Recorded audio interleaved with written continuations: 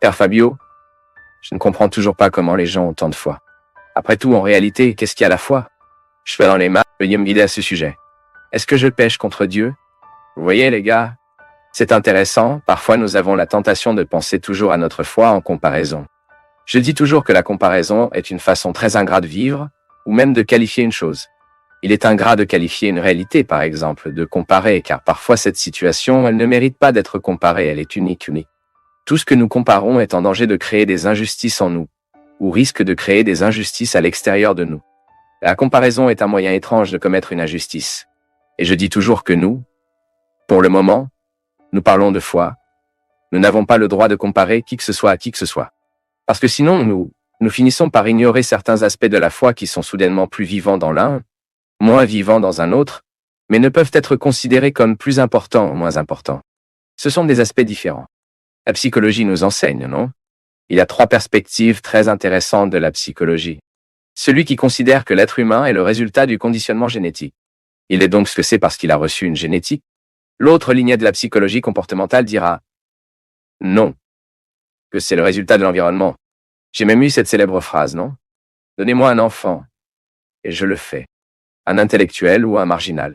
C'est donc cette autre chaîne qui croit que l'être humain est le résultat de l'environnement. Je trouve intéressant qu'il y ait une 3e ligne qui dit cela.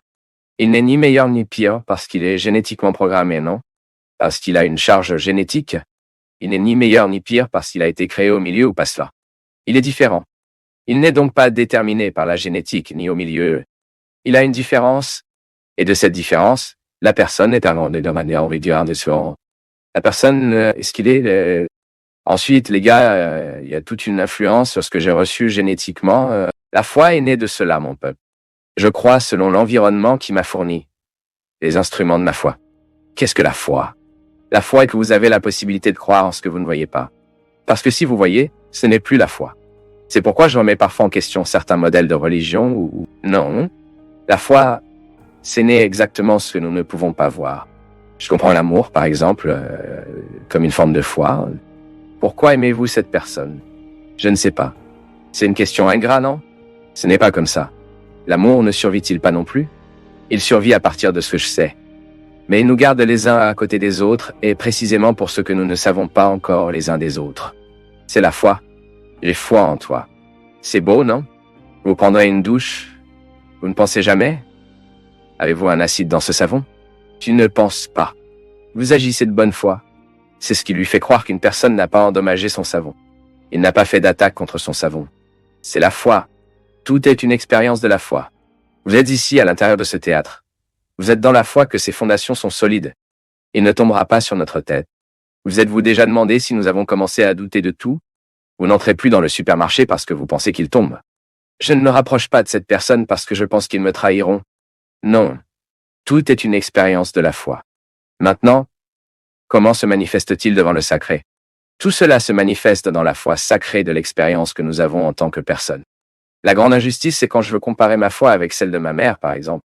Quelqu'un pourrait dire « Père Fabio, ta mère a beaucoup plus de foi que toi ». Je ne suis pas d'accord avec cela, parce que ma foi est différente de ma mère. Mais je ne peux pas dire qu'une foi est supérieure à une autre. Tout ce que nous considérons comme supérieur, les gens génèrent des préjugés, génèrent du racisme, n'est-ce pas? Le racisme ne survit-il pas précisément dans le monde parce que les gens se retrouvent mieux que les autres?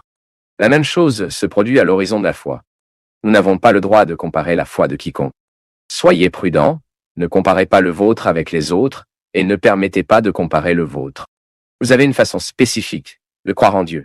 Vous avez un mode spécifique de vivre votre expérience du sacré. Point près, dernier, l'expérience vous appartient. La façon de voir, d'interpréter, de ressentir ce Dieu vous appartient.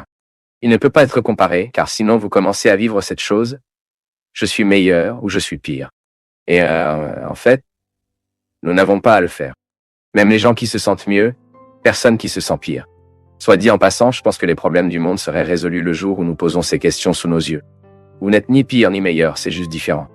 La tolérance religieuse est née de cela. Je ne peux pas me sentir mieux que toi. À tel point qu'il y a un théologien que j'aime beaucoup, dit-il toujours.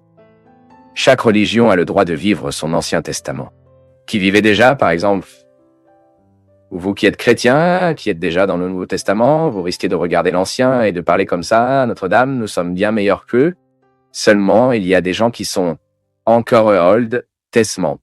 Et nous n'avons pas le droit de regarder leur contexte et de dire que nous sommes meilleurs, non. De même, car je n'ai pas le droit de regarder une personne soudainement qui n'a étudié aucune théologie et de dire qu'il n'a pas de foi parce que je sais un peu plus qu'elle, non. La foi ne peut pas être comparée. La foi est une expérience particulière, unique. Même si cette foi est universelle, elle se manifestera très particulièrement chez les gens. Nous sommes donc très injustes à chaque fois que nous comparons. C'est bien car cela crée une humilité en nous. Je ne suis pas meilleur que quiconque. Personne ne vaut mieux que moi. Nous sommes juste différents. Une première personne parle ici du syndrome de panique que j'avais. Je m'appelle Luceia. Je viens de Goiatuba, à l'intérieur de Guayas. Je suis beaucoup le Seigneur dans les programmes de conduite spirituelle et quand je ne regarde pas, je vois sur YouTube et cela m'a beaucoup aidé. Parce que depuis janvier, je suis en cours de traitement en raison d'une dépression des troubles anxieux et que je souffre encore beaucoup car en moi, il y a des choses très mal résolues. Lorsque le Seigneur est passé par le syndrome de panique m'a montré à quel point nous devrions combattre et ne jamais abandonner et c'est ce que j'ai toujours fait en suivant le Seigneur et en vivant un jour à la fois. J'ai commencé à obtenir Dieu et si ce n'était pas pour lui, je ne serais plus ici. Un gros câlin. Luceia, merci beaucoup pour votre partage, pour l'opportunité que nous avons pour refléter cette question. Chaque fois que je peux apporter ici, la dépression est une maladie très grave et très grave. Il est parfois considéré par beaucoup comme frais et non. Nous avons, mais vous avez dit, ces inconforts de l'âme, ils nous nuisent beaucoup et ce n'est pas facile de les gérer. Mais il est bon pour vous de réaliser, j'ai vu que vous en êtes très attentif. D'après ce que vous avez écrit, que vous identifiez qu'il y a des choses qui sont mal résolues dans votre vie. C'est le point de départ. Parfois, la dépression n'est qu'une conséquence d'une vie qui est mal vécue. Et il ne sert à rien de prendre le médicament uniquement. Si vous ne déplacez pas la cause, le médicament traitera le symptôme. Et vous en dépendrez éternellement de ce médicament parce que vous n'avez pas agi dans la cause. Et agir sur la cause ne dépend pas des médicaments. Cela dépend de notre volonté. Le médicament est très important pour nous stabiliser, pour nous donner un réconfort émotionnel, surtout lorsque nous vivons une douleur aiguë, une personne, par exemple, lorsqu'elle passe par une situation traumatisante. Il est possible que le médecin indique des médicaments pour aider à vivre cette aiguë phase. Mais ensuite, le médecin lui-même aide à retirer, car il a passé la phase aiguë. Ensuite, nous devons faire face à la situation qui nous attole. Je me souviens il y a quelques semaines que j'ai partagé ici avec toi, tout comme je m'identifiais que je vivais un certain engourdissement, rien ne me dérangeait, tout était très bon, et j'étais une personne formidable.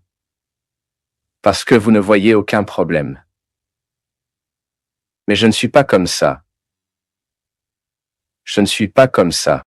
Et j'ai réalisé, j'ai donc fouillé mon médecin et lui ai demandé d'être qui j'étais et d'administrer consciemment ma situation. Bien sûr, le syndrome de panique est très dangereux. Cela peut entraîner la mort si nous ne nous en occupons pas. Donc en cette phase aiguë, nous avons vraiment besoin du médicament. Mais ensuite, au fur et à mesure que nous passons, nous avons le droit et la nécessité de commencer à recruter nos propres ressources. Que le gros problème, mon peuple, et quand nous ne sommes pas confrontés aux problèmes qui nous dépriment, c'est parfois une structure de vie qui n'a pas été modifiée, c'est parfois un travail où vous n'êtes pas heureux, c'est parfois une relation que vous faites très mal et vous n'avez pas eu le courage d'établir une nouvelle façon de vivre cette relation. Parfois, c'est un état de vie qui vous fait du mal façon de vivre cette relation. Parfois, c'est un état de vie. Et si nous ne vivrons pas les affrontements des situations qui nous dépriment, qui nous attaquent, le médicament ne fera que reporter la douleur. Malheureusement, c'est comme ça. Je suis très inquiet de voir avec quelle facilité nous nous référons aux médicaments et comment nous avons, parce que nous sommes très facilement référés aux médicaments, nous terminons reportant pour toucher ces blessures qui sont nécessaires pour qu'ils soient guéris. Alors, Luceia, je suis très heureux que vous soyez conscient et qu'en dépit de la souffrance émotionnelle que vous vivez, vous trouvez notre programme ici. C'est-à-dire aussi dans ma prédication sur YouTube. Dans mes mots qui ne vont plus pour moi. Que les autres prennent, divulguent. Que vous découvrirez peut-être alors un supplément force pour que vous puissiez suivre. Ce qui est de toute façon. Un mot, il a parfois le même effet qu'une tablette. Cela provoque un bien-être en nous, il provoque de l'espoir, et c'est très bien. Et nous ne pouvons pas abandonner. J'ai un ami, une famille très proche de moi là-bas à Campina Grande, qui a abandonné la semaine dernière. Il s'est suicidé, a bu du poison devant ses enfants sourds. Une situation très triste. Une inadaptation émotionnelle qui évoluait déjà et qui s'est soudainement produite. Nous savons que ça est très courant. Beaucoup de gens abandonnent la vie. Je n'ai pas peur de dire. Je voulais abandonner en juillet de cette année. La souffrance était si grande que je voulais cesser d'exister. Je ne pouvais plus vivre avec cette souffrance. J'étais si tranchant en moi que j'ai perdu le désir de vivre. Mais c'est temporaire. Si nous prenons soin de nous, nous le réparons. Nous prenons le médicament au bon moment. Recherchons le professionnel au bon moment. Puis vous commencez à vous référer avec des ergothérapies. Un changement d'habitude. Un changement de nourriture. Je l'ai déjà dit une fois, j'ai une grande admiration pour Margarida Félix, qui est psychologue de Recife. Elle a un travail très intéressant qui est chercheuse très sérieuse. Elle est une chercheuse très sérieuse qui s'est entourée de bons professionnels et a pris des recherches dans le monde, a amené son institut dans son travail. Combien de personnes ont été récupérées de la dépression? Parce que la dépression est également chimique, pas seulement motivationnelle.